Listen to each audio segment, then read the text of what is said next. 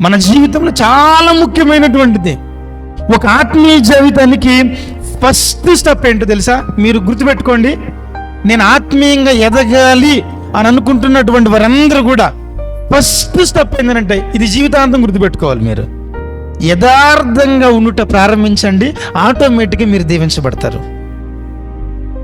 First step అదే, the initial step అంతే. యథార్థంగా ఉండుట కనుక మనం ప్రారంభిస్తే, అంటే సత్యం చెప్పుట కనుక మనం ప్రారంభం చేస్తే, కొన్నిసార్లు ఏం చేస్తారంటే, నేను అబద్ధాలు అయితే ఆడట్లేదు అన్నాను అంటారు, కానీ సత్యం కూడా చెప్పవు. చాలామంది ఏమంటారు, మేము అబద్ధాలు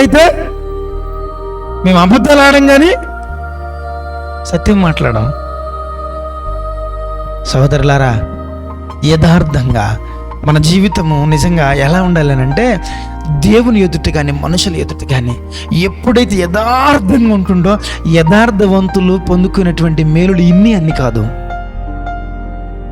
యథార్థవంతులకు దేవుడు అంటండి, చీకటిలో కూడా వెలుగు ప్రకాశింపజేస్తాడంట.